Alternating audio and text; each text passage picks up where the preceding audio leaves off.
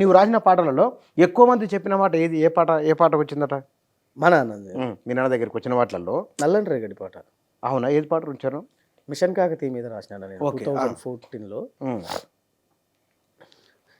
నల్లని రేగడి నాగలి కర్రు నవ్వింది వేళ, ఏండ్ల తరబడి ఎండిన తుమ్మకు ఏరే మొలిసేనా, కరువుతో కాలం గడిపిన కాలువా ఆకలి తీర కాలిగిన సెలుక, మురిసి ముద్దాడిన ఈ తల్లి సెరువమ్మను, నల్లని రేగడి నాగలి కర్రు నవ్వింది వేళ.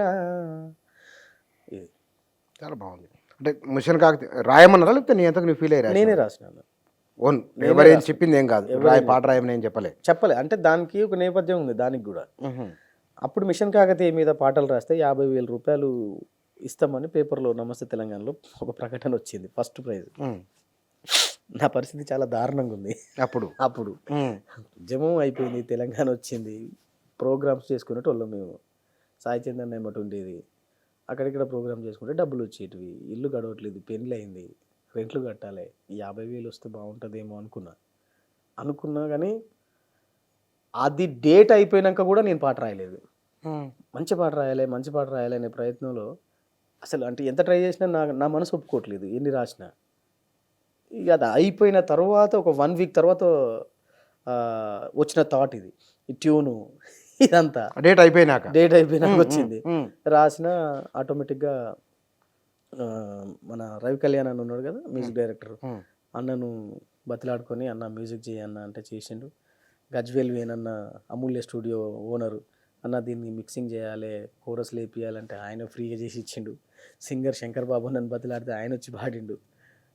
అది పాడి ఒక తెలిసిన ఫ్రెండ్ ద్వారా ఇంటర్నెట్లో పెట్టించిన. అప్పుడు అది మిషన్ కాకతీయ ఓపెనింగ్ ప్రోగ్రామ్ రోజు అన్ని టీవీ ఛానల్స్లో బ్యాక్గ్రౌండ్ ఆ పాటనే వాడిల్లు.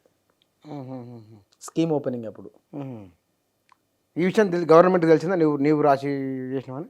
అప్పుడు తెలియదు. కాకపోతే ఏంటంటే నా పాట 9వ తరగతి పిల్లలకు 2017లో అనుకుంటా 5 మార్కుల క్వశ్చన్ కూడా వచ్చింది ఆ పాట, క్వార్టర్లీ ఎగ్జామ్లో. ఏమని పాట గురించి రాయండి అనే లాస్ట్ చరణం ఉంటుందన్న. ఏముంటుంది? చెరువే నిండిందిగా మన ఊరంతా పండగ, కరువే తీరిందిగా ఇక కాలం అయిందిగా, కుమ్మరి కమ్మరి వడ్రంగి ఒడిలో ఒడవని పని ఉంది, కూలీ నాలికి కులమేది చేతికి దొరకని పని ఏది, చెరువే నిలిపింది మా ఊరి పరువంతరా. ఈ లిరిక్ ఈ స్టాంజా ఒకటి మాత్రం 5 మార్కుల క్వశ్చన్ కింద వచ్చింది. కవి భావం ఏంటి, చెరువు నిండడం వల్ల ఊర్లో ఏ కుల వృత్తులు బతుకుతున్నారు, కూలీ నాలికి కులమేది అన్నాడు కదా, కవి భావన ఏంది అని అట్లా అడిగింది. గొప్పగా అనిపించింది. ఏమంది కూలీ నాలికి కులమేదనే భావన ఎక్కడి నుంచి వచ్చింది? అంటే అన్ని కులాలు కలిసి గుత్తనాట్లకు పోతుంటారు. అందులో ఒక కులము మా కుల పూలే నాటుకు రావాలి, మా కుల పూలే వరి కొయ్యాలి, మా కుల పూలే వేయాలి అని అంటారు. మా ఊళ్ళో లిటరల్లీ బంజారా ఆమె ఉంటుంది, మంగమ్మ అని ఉంటుంది, నానమ్మ అవుతుంది నాకు వరుసకి. మా ఊర్లో ఉంటారు, వాళ్ళు ఒక ఫ్యామిలీ ఉంటారు, లంబడోళ్ళు. ఆమె గుత్త పెద్ద మనిషి. ఆమె కింద దగ్గర 30 మంది ఉంటారు. ఈమెనే పెద్ద మనిషి, ఈమె కింద 30 మంది పనిచేస్తారు. పొద్దున్నే లేచి ఈమె ఒసే అసోయ్ తొరే విరే అని ఎట్లా పడితే అట్లా మాట్లాడుకుంటూ పిలుచుకుంటూ పోతూ ఉంటుంది. రావే ఎల్లరేమే ఇంకా చాలా ఉంటుంది, వాళ్ళ భాష తీరు వేరే ఉంటుంది. ఇంకా అక్కడ కులం ఎక్కడుందన్న? మంచి వ్యక్తీకరణ చేసి చాలా మంచి పదం పడింది అక్కడ. ఇది గవర్నమెంట్కి ఎప్పుడు తెలిసి నువ్వు రాసినట్లు? గవర్నమెంట్కి తెలియలేదు అన్న, ఇప్పటివరకు కూడా తెలియలేదు. ఇప్పటివరకు తెలియదా ఈ పాట నువ్వు రాసినట్లు? నేను రాసినట్టు జనానికి తెలుసు, గవర్నమెంట్లో ఉన్న వ్యక్తులకు ఎవరికి తెలియకపోయేది, అప్పుడు తెలియలేదు. అయ్యో ఇప్పుడు అవార్డు వచ్చిన పాట ఏది? అప్పుడు 50,000 రూపాయలు పెట్టింది కదా, ఏ పాటకు వచ్చింది? నాకు రాలే అవార్డు. నీకు వచ్చింది ఎవరి పాట? ఎవరికి వచ్చిందో తెలియదు. అది ఎవరికి వచ్చిందో నాకు తెలియదు, నేను అది మర్చిపోయినా. ఇక అంటే ఈ పాట రాయాలన్న థాట్లో అసలు అది ఆ డేట్ ఉంది పోయింది ఇదంతా నాకు మర్చిపోయినా నేను. అంటే ఈ పాట నేను స్నానానికి వెళ్దామని చెప్పి బకెట్ పట్టుకొని ఉరుకుతున్నా, ట్యూన్ వచ్చింది బకెట్ ఆడ బాధ ట్యూన్ రికార్డ్ చేసుకున్నా. అంటే ఎట్లా ఎట్లా ఎట్లా అంటే 10 రోజుల నుంచి దాంట్లోనే ఉన్నా అన్న నేను. పాట రాయాలి రాయాలి, చెరువుల మీద రాయాలి రాయాలి రాయాలి అనే దాంట్లోనే ఉన్నా. బయటికి వెళ్ళాలి అని చెప్పి అనుకుని స్నానం చేద్దామని చెప్పి బకెట్ వేడి నీళ్ళ బకెట్ తీసుకుపోతున్నా. ఏదో నారే నారే అన్న ఆ బకెట్ ఆడ పెట్టినా ఊరికొచ్చిన ట్యూన్ రికార్డ్ చేసుకున్నా. ఎట్లా రికార్డ్ చేసినావు, ఎట్లా వచ్చింది నీకు అప్పుడు? మామూలుగా ఆలోచిస్తున్నా నేను కామన్గా నేను ట్యూన్ నేనే పాటలు రాసుకుంటా కదన్న, నా పాటలకు నేనే ట్యూన్లు చేసుకుంటా. ఆ ట్యూన్లన్నీ నేను బండి మీద కూడా పోతూ చేస్తా. ఇప్పుడు వచ్చింది కదా బకెట్ పట్టుకొని పోతున్నావు, పోతే నీకు ఫస్ట్ వచ్చిన ట్యూన్ ఫస్ట్ వస్తుంది ఏమై అదే తానరే నారే తానే నానా